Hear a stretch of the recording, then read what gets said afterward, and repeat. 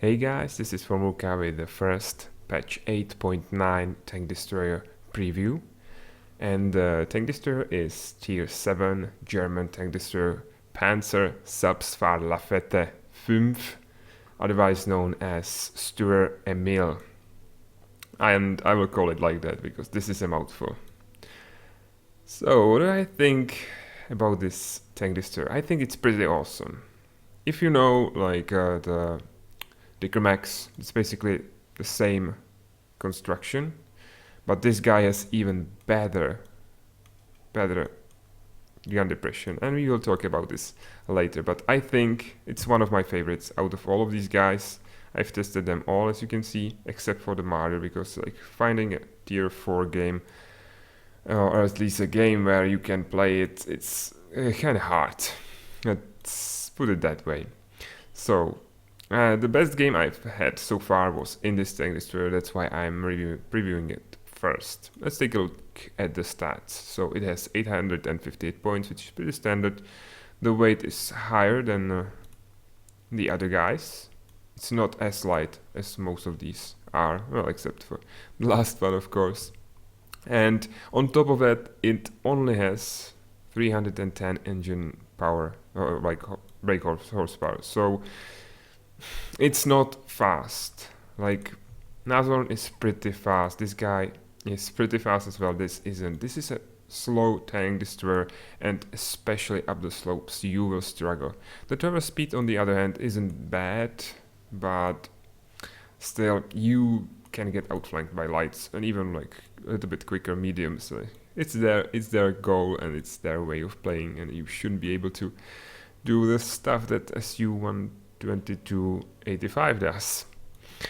The hull armor is non-existent basically. This looks like a gun manlet.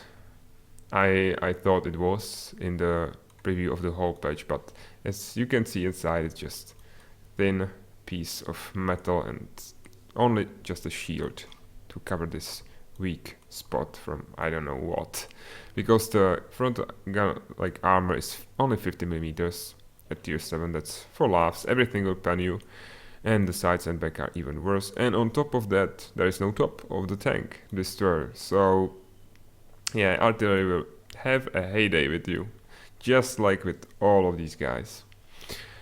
The gun traverse speed is 26, which isn't great, but it isn't bad either.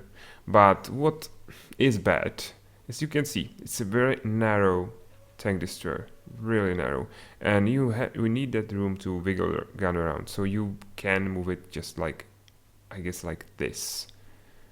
So if something closes at you and moves around, like, or is crossing the horizon, and it's not very far, you will have to reposition the whole tank destroyer, and that is not really that great, as most of these guys have pretty quick aiming guns, but this guy does not. So speaking of the guns, well, first view range is pretty good at tier 7, 400 meters. So I would maybe even like switch one of these for binocs, or maybe even the coated optics, because you will be moving a lot because of the limited gun traverse, and the signal range is great. This is really good signal range for this tier, so there is nothing to really argue about. The U range and signal range are pretty good. Now, the guns. There are two guns. The first one is bad. I would say it's pretty bad. It has... well, let's take a look and let's compare them. This is the gun which you will start with, and I'm pretty sure this grind will be hard, because you have only 169 millimeters of penetration, which, well, let me put it this way, it's worse penetration than the best gun on Pz.IV/2, which is like one of the worst tier 7 tank destroyers, and I have to say that the 170 isn't enough, and 169 is even less, and this tank destroyer doesn't have the advantage of having a turret, so this really hurts. The damage isn't bad, the fire rate isn't that bad either. This is a good fire rate. The accuracy, I can't say it's bad, right? But it could be a little bit better as well. The aiming time, 2.3. This, as I said, due to limited gun traverse, you will wiggle this tank around a lot, and 2.3 isn't bad, but it isn't great either. But the penetration isn't enough, and even if you are shooting the premium ammo, it's only 227. That's barely enough, and you like wasting your money on this. Like, I don't think it's worth it. I think you in the real game, like on the real server, you will be forced to do this if you are put in like tier 9 game, but like it's still very low. So this gun isn't that good. Let me show you this gun on the tank. Destroyer. It looks very much like a Dicker Max right now, I think. This gun is more substantial, as you can see even inside. And let's compare this gun to this. So, if you grind the... not sure. Let's take a look. How much experience is it? 58,500 experience. That's a lot of time you will spend with that pretty bad gun. But then you will get to this 128mm Cannone 40. And the rate of fire dropped like almost by half, but the penetration on the standard armor piercing shell, because this tank destroyer on this gun doesn't even have the premium ammo, is better than the penetration with the premium ammo on the previous gun.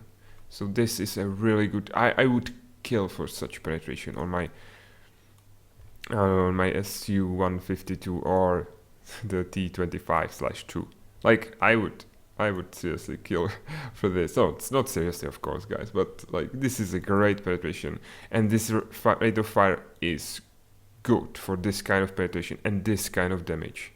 This is fantastic gun. I think one of the best tank destroyer guns on this tier.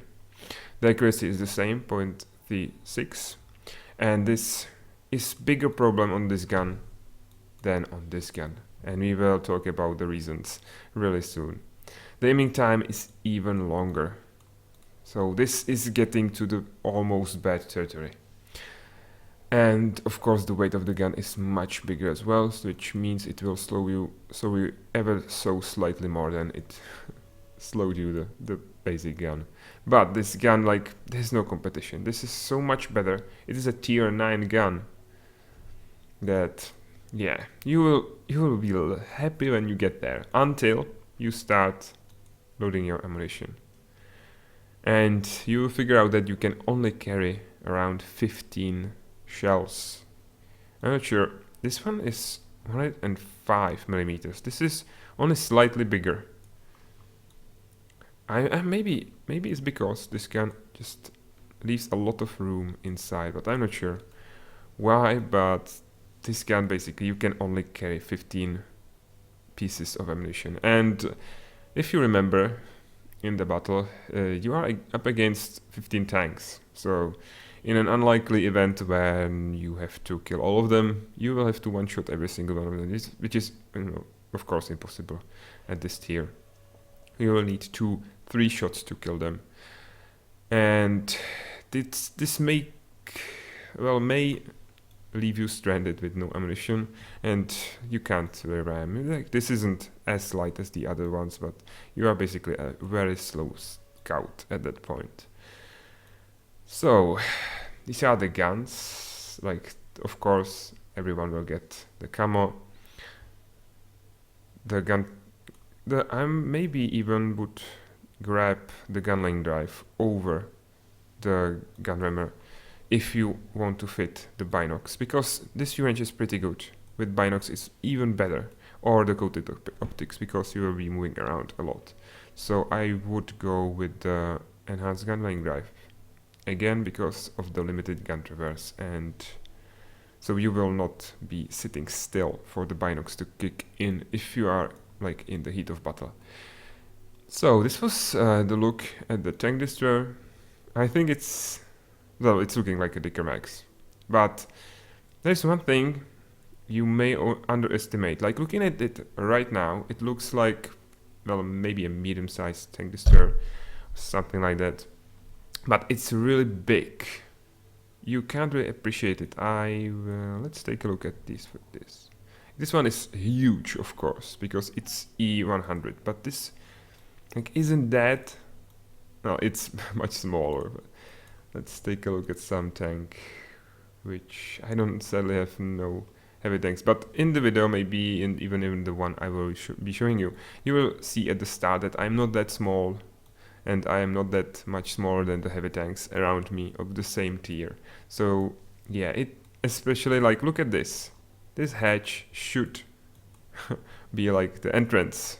So you have to squeeze a man through this, like with the shoulders and everything, and this is a very small hatch. And you even need the steps to get up there. So now, without further ado, let's take a look at some games. So this is our battle in Sturer Emil. The map is of course steps. This is a standard battle. I increase the speed to get through the countdown. And like, you can't really play these tank destroyers aggressively. They have no armor. You can't play them like a Foch, something like that, which has at least a little bit of armor up front. They have none. They are even worse than the American tank destroyers. So the replays I've made are really exciting. You basically find a spot, a nice spot to stay in. Use your awesome gun depression. I will even test it right here. Look at this. I can go so much further down. I can go even further. And the gun depression will be still enough. Look at this. Like, this is great. There is the first guy. Nice hit. This is another of the German new tank destroyers. It's the one up from this one. It is the first one with the turret. I'm trying to... Well, this is what you shouldn't do when you have only 15 rounds of ammunition. Of course, he moved out of the danger and then was destroyed by our guys aggressively pushing on the right. But there is something brewing on the left. I'm considering, like, should I go for the front? Should I go over the crest and help our guys over there? Because I don't think that's all that's on that corner. Sadly, the XVM of course doesn't work, at least not for me, so I don't see the tanks. As they pop up and disappear, they disappear forever. Now we can see how slow this thing is up the hill. That's ridiculously slow. There is Tommy Boy 600. Can we put one into him? Or will we tickle someone else? Yeah, Tommy Boy. There you go. That was a pretty good hit.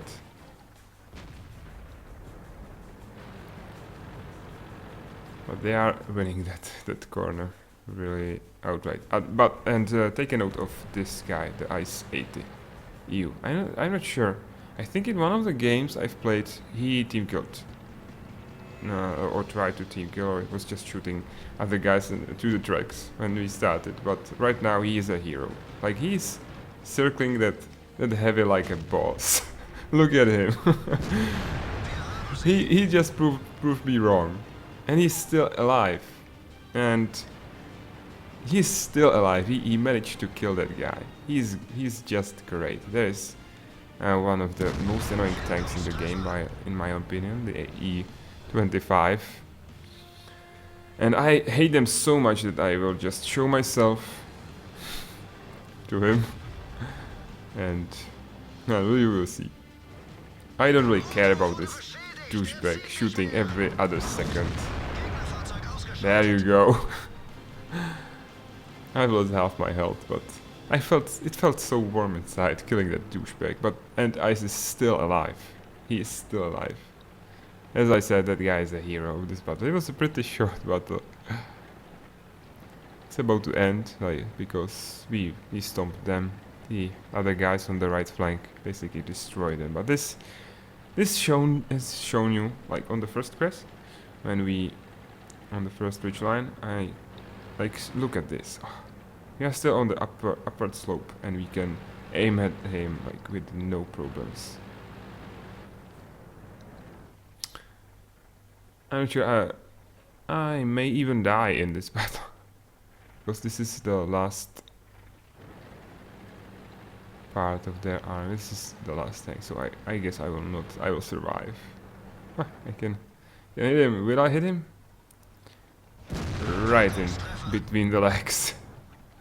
And I think, yeah, someone else will finish him off. But that guy in the tier 8 German open top tank destroyer was a hero. So this was the game. It was a really quick game, but it has shown everything about this tank destroyer. The insanely great gun depression, the non-existent armor, the slowness of the tank destroyer up the slope, and even on the flat land it will not do more than the 25 or 20.